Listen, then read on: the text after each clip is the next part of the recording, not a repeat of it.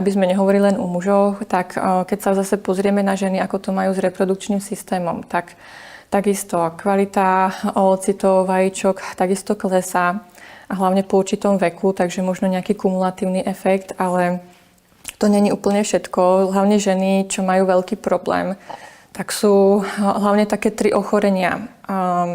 Myomy maternice, potom sú tam polycystické ovária a tretie ochorenie endometrióza.